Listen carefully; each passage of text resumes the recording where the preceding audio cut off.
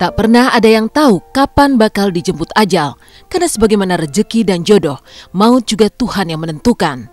Tak pernah ada yang menduga bila kemarin menjadi hari terakhir Yani Libels.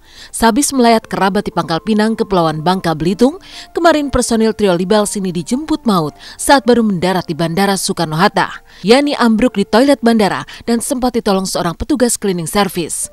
Namun nyawanya tak lagi dapat diselamatkan. Sontak saja, kepergian pemilik nama asli Yani Rusiana Junaidi membuat anak istrinya terpukul seolah tak percaya. Begitu berhadapan dengan tubuh yang telah terbujur kaku, tangis mereka pun meledak.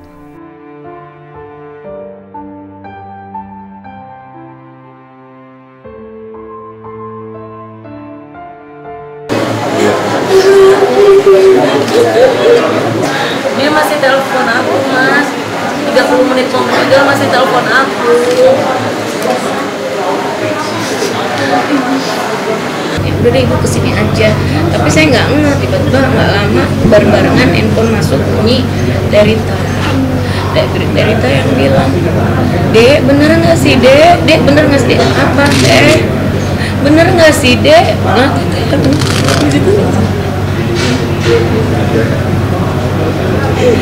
kata Teteh, jangan percaya dulu itu kalau masih dipercaya. Gak lama ada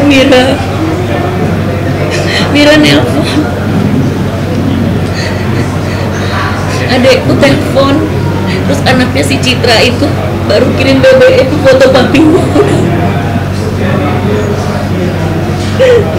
Foto Mas Yani yang benar-benar memang sudah meninggal, baru aku percaya itu saya perjalanan.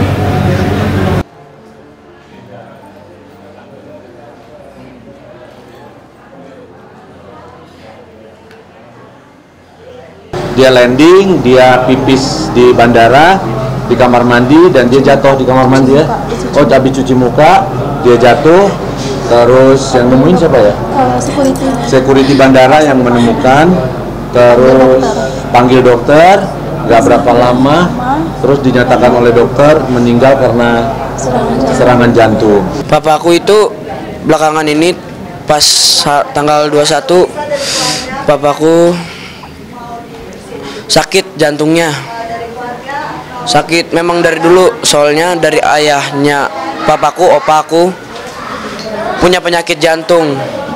Turunnya ke ayahku. Terus ayahku sakit-sakit terus jantungnya.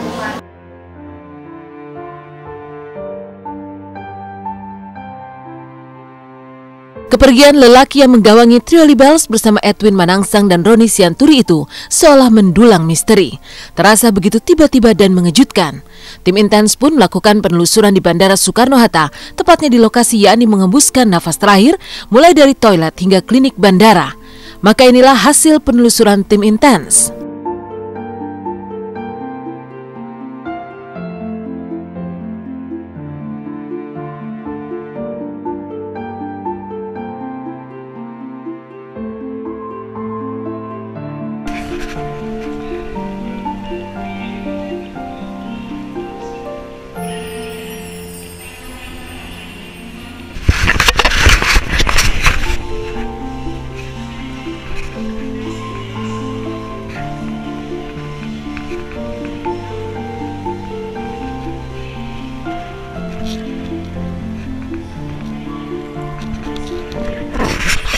Di sana dinyatakan meninggal jam 10:05 oleh dokter Sita Kusuma Mardani dan asisten dokternya namanya Dokter Afandi.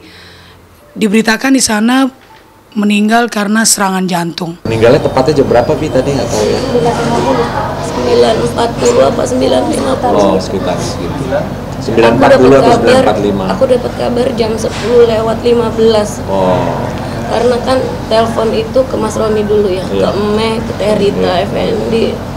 Baru saya terakhir karena orangnya nggak kasih tahu saya karena di handphonenya Mas Yani itu tulisnya istriku gitu. Jadi orangnya nggak berani aku itu.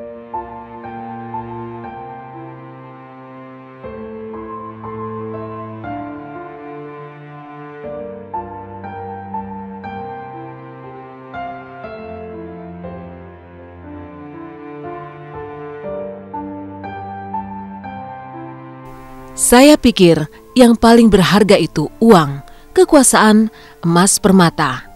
Ternyata bukan juga. Yang paling penting dan paling mahal adalah kesehatan dan nama baik.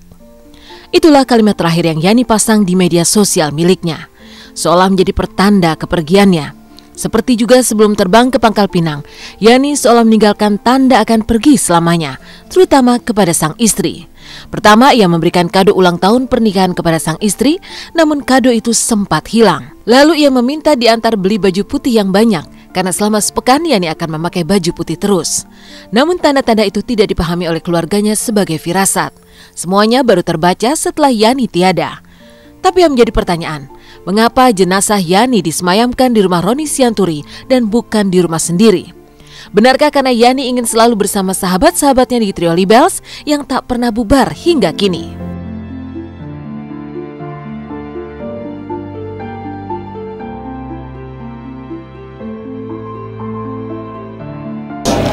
Firasat kemarin memang kebangga itu sebenarnya dalam rangka ngelayat ya, pemakaman salah satu maskapai penerbangan, ayahnya meninggal. Terus dia udah bawa, nggak tahu itu benar apa enggak, aku nggak gitu. Minta dianterin beli baju putih yang banyak. Ya dia ulang tahun pernikahan. Baru ketemu kan kemarin. Nah, dia itu hilang. Hadiahnya hilang? Hilang mas, itu masih ada SMS-nya. Kamu ambil lagi hadiahnya, enggak tadi kan kamu ambil, kamu kasih. Hilang pi. Astagfirullahaladzim, ya Allah. Mas Yani itu pernah pesan gini, saya kepengen tuh kalau saya meninggal yang datang banyak dan mendoakan saya, dan itu yang diingat sama Mbak Ervi gitu loh. Jadi akhirnya Mbak Ervi memutuskan milih di sini bukan karena apa-apa, tapi lebih kepada dia pikir di sini pun kan saya udah 35 tahun bareng-bareng sama Mas Yani. Kalau susah, senang, sedih, mulai dari Yani anaknya belum lahir sampai udah gede-gede sama saya semua. Jadi saya merasa dan Ervi merasa bahwa ini juga adalah bagian dari keluarga Yani. Kami segenap redaksi Intens turut berduka cita yang sedalam-dalamnya. Semoga almarhum mendapat tempat yang layak di sisinya. Amin. Masih dalam bingkai duka cita, Rima Melati terus menangis tak kuasa melepas jenazah Frans Tumbuhan saat pemakaman. Benarkah Rima Melati merasa tak sanggup melepas jenazah Frans pergi? Lalu seperti apa kesedihan Gigi yang ditinggal Raffi berangkat umroh? Simak hanya di Intens di segmen selanjutnya.